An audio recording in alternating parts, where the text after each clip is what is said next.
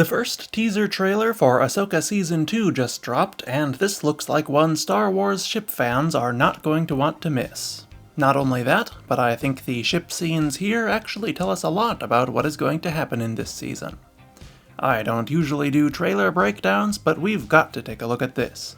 I'm Joey from Radio Free Coruscant, and this is every ship and vehicle in Ahsoka Season 2, so far.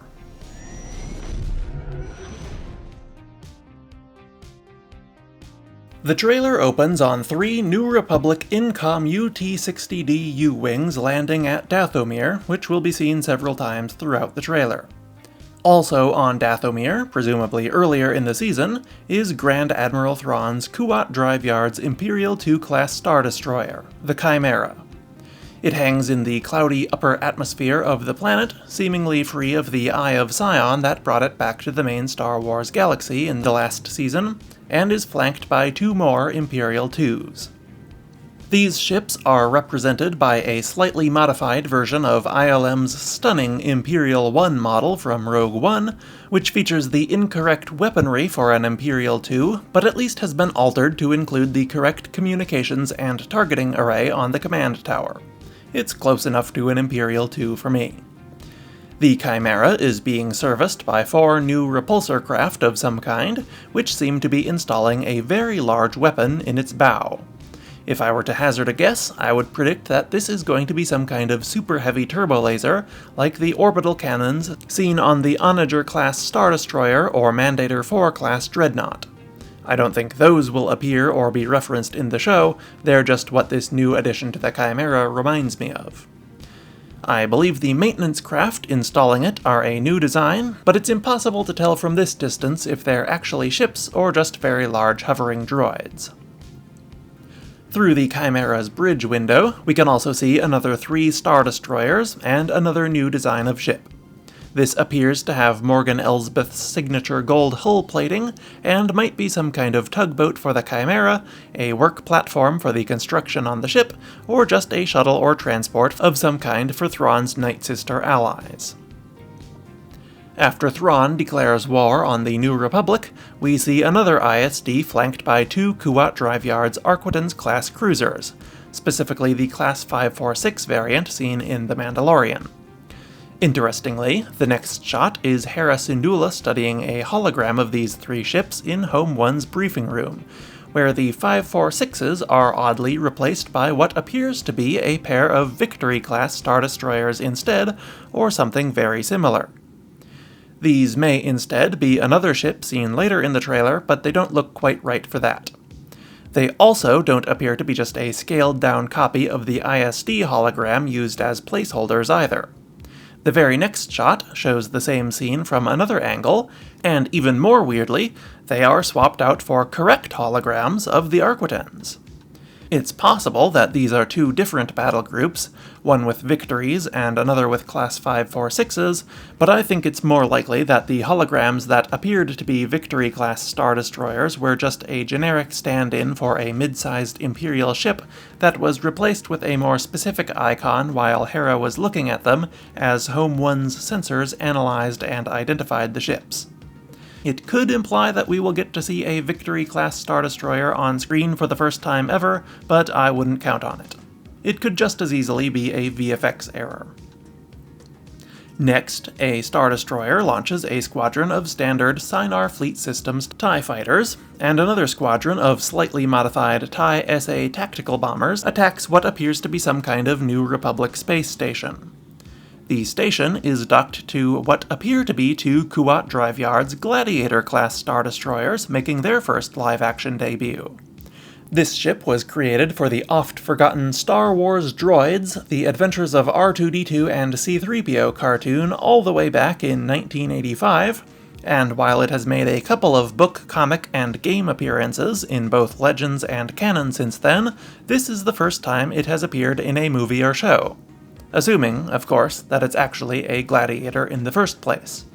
It looks a lot like one, especially like Fractal Sponge's fan interpretation of the ship, but we can't see the front of it very well to know if it has the distinctive double-pronged bow and massive forward hangar to know for sure. I think it does, but all of the shots of it in the trailer seem to be very carefully selected side angles or close-ups so as not to spoil too many surprises. These ships may also be the subject of the holograms we discussed a moment ago, though again, I don't know why the projector would display them instead of the Arquitans, when that ship is what actually appeared in the scene the hologram is depicting. I suppose, conceivably, the final scene in the show could actually have gladiators there instead of the Arquitans, and they just replaced them for the trailer to avoid spoilers like they do for characters in Marvel movies all the time, but why they would ever feel the need to do this for a generic class of ship is beyond me, unless it's a reference to something hyper-specific that happens in a book or comic I'm forgetting or haven't read. Like, unless an ISD and 2 gladiators straight up kill Mon Mothma or somebody of her caliber in one of them, and this is also going to happen here, I don't think they'd bother hiding the gladiators like that. An MCU trailer-style cover-up would need an MCU-level cameo appearance, like the Super Star Destroyer Eclipse or something, not just a couple of generic heavy cruisers. I assume the sneaky angles of the gladiators is just a coincidence, and the hologram weirdness is probably just a VFX mistake or placeholder that will be corrected by the time the show actually comes out, but it's fun to speculate otherwise anyway. Anyway, back to the current scene. The TIE bombers have chin laser cannons under the cockpit that are not present on previous versions of the ship, and have their bomb chute replaced by a central mounting clamp to hold a new model of boarding pod. I've seen some speculation that these pods are meant to be the Slain and Corpil plasma jet mole miner from Legends, which is pretty likely considering Grand Admiral Thrawn was one of the people who used mole miners in Legends, and they do behave like the mole miner should. They're more of a tube than a cone like that ship is, but I think it's probably safe to call these the canon version of the mole miner. The boarding pods attach themselves to the gangways connecting the New Republic station to one of the Gladiator-class Star Destroyers. You can barely identify them thanks to the camera angles and motion, and I suspect they wanted to deliberately hide what was going on for the teaser so as not to give too much away. What I think is happening here, though, is that the New Republic is dismantling Star Destroyers as we've seen them do in Star Wars Squadrons and The Mandalorian. It's also possible that these are actually under construction for the New Republic instead, but I think they would make that very clear with a New Republic blue paint job if that were the case. I'm going to assume these were captured and are being held for dismantling. Okay, pause. I realized while editing this that you actually can see a New Republic emblem and blue trim paint on the side of this Star Destroyer. So evidently, these are indeed New Republic vessels, probably just docked for maintenance or whatever. I doubt they were under construction. This doesn't really affect any of the points I'm going to make after this, but I did want to correct the record. I assume they're still Gladiator-class Star Destroyers, given their distinct resemblance to that class. There is also a possibility that these are going to be Nebula-class Star Destroyers, which was a warship created by the New Republic in Legends, but they don't really look like one, and I think they're too small. It's more likely that they are either Gladiators, or just a new class entirely. Anyway, back to the original video. The Night Sisters the pods inject into the corridor are likely there to retake this captured Star Destroyer, which is probably how Thrawn has so many ships under his command so soon after returning from Peridea. I would guess this takes place fairly early in the season as well, probably even in the first episode. It's not ship-related, but I also have to assume these Night Sisters are the resurrected occupants of the hundreds of coffins Thrawn and the Great Mothers brought home with them from Peridea. One of them exploding into green flame when shot certainly suggests as much. Next, we see a sort of tubular, oblong, round sort of ship with a single central engine hurtling towards the surface of Dathomir. I don't recognize the design right off the bat, but it really reminds me of the probe droid hyperspace pods launched in the opening of The Empire Strikes Back. While the actual pod depicted in the film is more hexagonal in cross-section, the Essential Guide to Vehicles and Vessels instead depicted it as being sort of American football-shaped, very much like the pod we see here. I would bet at least one, possibly even two Republic credits that this is going to be a hyperspace pod sending a New Republic probe droid to scope out Thrawn's base on Dathomir. The New Republic, for better or for worse, does not seem to shy away from using Imperial technology in this time period, so it would certainly make sense to me. It could also be launched from the Chimera to scout out a spot for Thrawn's ground base, but I doubt we're going to see the very beginning of that process in the show, and it's likely going to start with his base already established, not picking up exactly where the montage at the end of last season fell off.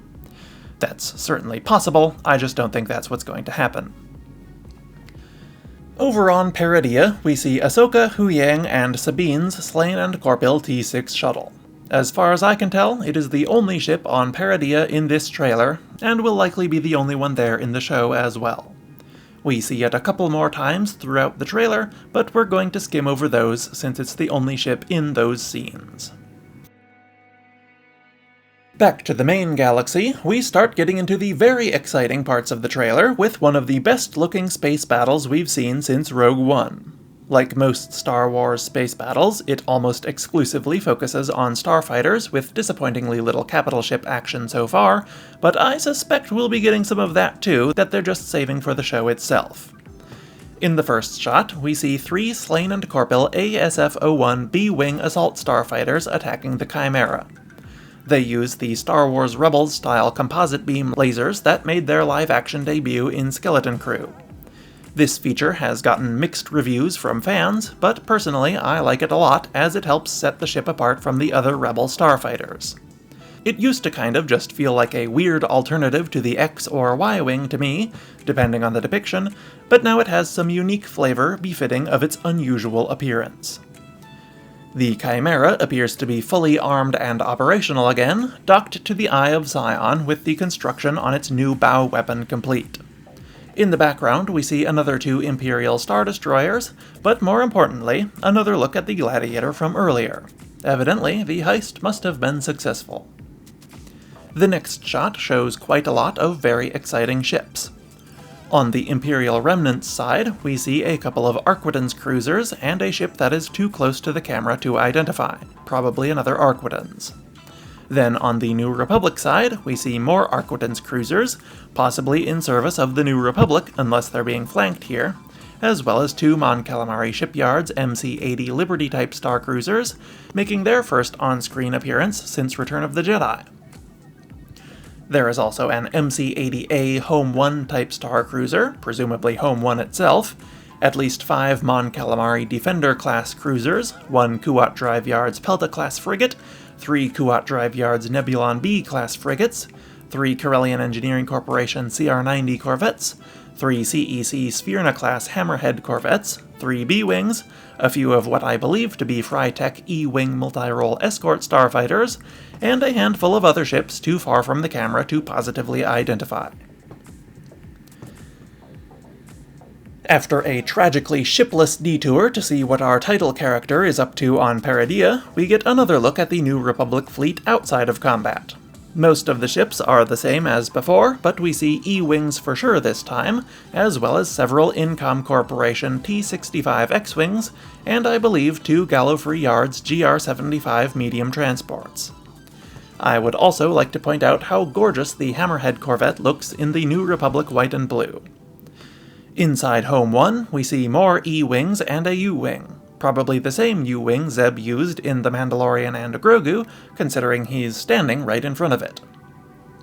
Next, we get a shot of Ezra taking off from this hangar into battle, and I was very surprised to see that this is a Kuat Systems Engineering RZ-2 A-Wing interceptor from The Last Jedi, instead of the RZ-1 A-Wings from Return of the Jedi used in Ahsoka Season 1.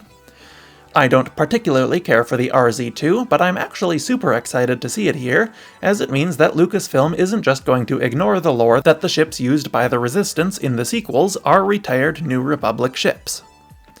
The RZ-2 should absolutely be in use by the New Republic by now to make that timeline work, so I'm pleased to see that it is. The Mandalorian almost also did this itself, with a T-70 X-Wing appearing as a squadron leader next to 2 T-65s in a piece of concept art for one episode. Unfortunately though, they chickened out or something and have only used the T-65 so far. This is perfectly fine, but it would have been really cool to see both generations together, and I hope the Ahsoka team's willingness to include the next generation of A-Wing means that perhaps they'll use the next generation of X-Wing somewhere along the line too. We'll probably have to wait another 4 years for a hypothetical Season 3 or the Mandoverse finale movie before we get it though, as I doubt there will be any T-70s in this season. Anyway, Ezra's RZ-2 shares the screen with more of the usual New Republic ships, as well as several TIE fighters. Turning the corner into the battle, we get even more of all of them, including quite a lot of CR-90s, as well as the Pelta from earlier, and a Brahatok-class Dornian gunship. The battle here is over a blue planet, not red, so this is a separate battle from the one with the Chimera over Dathomir, and it seems the New Republic fleet really outnumbers the Imperial forces in this one. We then see Ezra and a really cool-looking New Republic strike force exiting Zeb's U-Wing on Dathomir and getting into a firefight with Thrawn's ground forces there. I would assume this is probably going to be at or near the end of the season since we see Ezra dueling Captain Enoch, which makes me think the previous battle clips with him in the A-Wing will probably be from the middle of the season somewhere. The Chimera battle with the B-Wings, and Ezra and Enoch's duel probably take place simultaneously in the finale, and the previous battle probably leads up to them. Though it's also possible that that battle will be towards the beginning instead, and they'll be trying to stop Thrawn's forces from stealing that Star Destroyer. That would be a pretty thrilling opening to the season, and a good parallel to Hera and Ahsoka trying to stop Morgan Elsbeth's agents from stealing the hyperdrive core on Corellia in the first season. Hard to say, I guess, but I really like that idea. After a couple more shots of ships we've seen already, we get a really interesting shot of what looks to be the end of a space battle, probably the Battle of Dathomir. We've seen all the ships in it already, except for the Ghost, which swoops through to blow up a TIE fighter, but the fascinating part is what has happened to some of the ships here. We can see the remains of 2 almost vaporized smaller ships, as well as a completely obliterated Defender, and an MC-80 cruiser, probably Home 1, with a gigantic burning hole bored through it. And this, I think, is the result of what Thrawn was installing on the Chimera earlier in the trailer. I think it is going to be some kind of small-scale superweapon or large-scale ultra-heavy turbolaser that is going to be a huge threat to the New Republic ships. He will probably unveil this new power at the end of the Dathomir battle, destroying several ships and disabling Home 1 with a glancing blow to carve a path for the Chimera to escape, and set him up as the big bad of Dave Filoni's Mandoverse finale movie, assuming that's still happening after the lukewarm box office earnings of Favreau's attempt. Either way though, I think it's highly unlikely that Thrawn gets defeated here, and the shots of the B-Wings carving up his ship are merely a red herring. The next and final ship shot shows the Ghost making an attack run against the Chimera and the Eye of Sion. There are also a few TIE interceptors flying around, but everything else in the scene has been seen already. This is the best look we've gotten at the Chimera though, and I wanted to point out the new gold lattice that covers the ship's hull, in addition to the parts that had already been repaired with gold material in the previous season. I would guess that this is some kind of extra armor or a very special fancy shield conduit or something. And with that, the teaser ends. So, this looks like it is going to be a very exciting season of television for Star Wars ship fans, probably the best one yet. At least in the ship department. The quality of its actual story obviously remains to be seen. While it's anyone's guess what Ahsoka is going to get up to in her portion of the show, I think we can possibly put together a pretty good idea of what is going to happen in the New Republic half of the season from this trailer. My guess is as follows. The cold open of the first episode is going to involve the Star Destroyer and 2 Arquitens. Thrawn, having amassed sufficient power to begin his campaign against the New Republic, will openly announce his return to the galaxy to recruit Imperial remnants and sympathizers. He will dispatch these 3 ships to go somewhere and destroy something important as a show of force to accompany his message. I think that will probably be the Imperial Remnant raid on the New Republic orbital scrapyard facility. Thrawn's forces will escape with at least 1 Gladiator, if not both. This message and the report of the heist are what Hera and Senator Hamata Ziono are studying in the hologram scene. Ezra and Zeb's reunion seen in the trailer will probably happen somewhere around here shortly before Home 1 receives word of the attack, and will likely be the first time the two have met since Ezra's return to the galaxy. I expect we will also see the first few shots of Thrawn and the Chimera in the trailer very early in the season as well, and we will learn about what specifically he is adding to the ship, and possibly what his plan overall is. We will probably also get regular construction updates throughout the season to remind the audience of the ticking clock that the New Republic is up against. It's also possible that they will drip-feed us the Chimera's modifications and Thrawn's plan in general throughout these updates instead of just being upfront.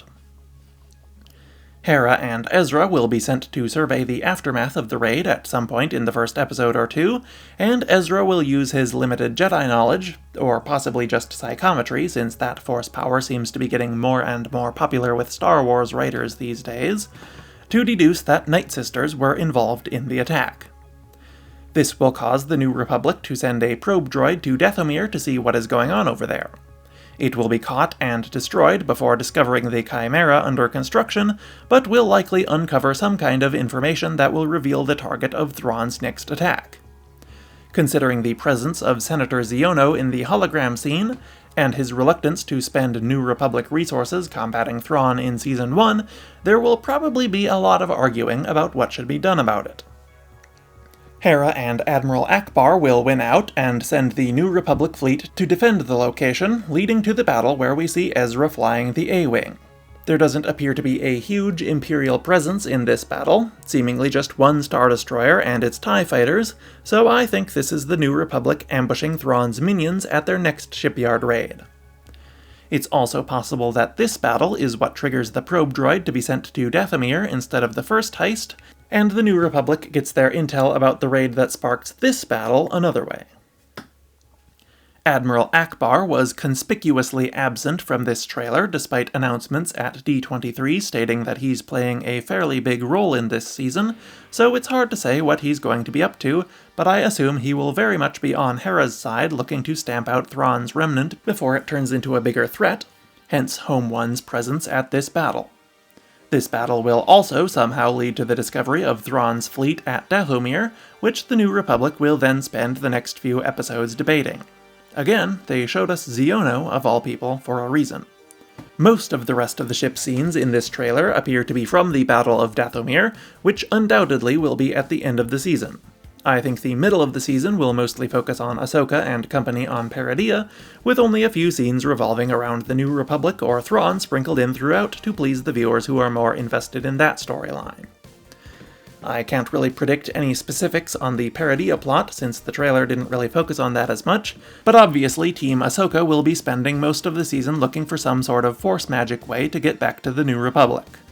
I think their part of the season will start with Ahsoka, Sabine, and Huyang hanging out in the Peridean status quo, but Ahsoka's vision of war that she mentions will spark renewed urgency in finding a way back. What that will be, I cannot say, but I look forward to finding out.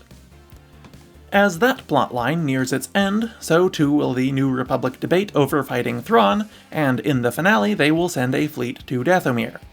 By then it will be too late, and the Chimera's upgrade will be complete, and the ship ready to fight.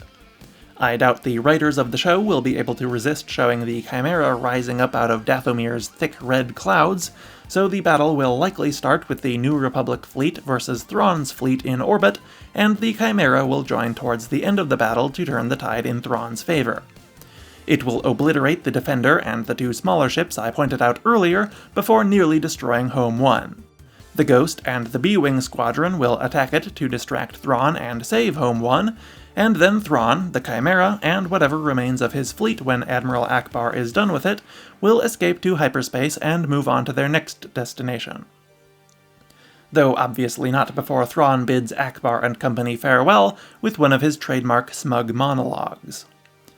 The season will end much like the first one did, with a short montage of Team Ahsoka returning home to the galaxy, Team Ackbar limping home from their defeat at Dathomir, and Team Thrawn arriving at his new base to tease whatever comes next. And that is every ship that appeared in the new Ahsoka trailer, and how I think the season is going to go. Let me know which ship you are most excited to see in action, and what you think of my prediction for the season's plot overall. I think it's pretty believable, but there are plenty of other ways you could interpret the events depicted in the trailer instead, too. But anyway, thank you for watching, and I will see you next week. RFC, out.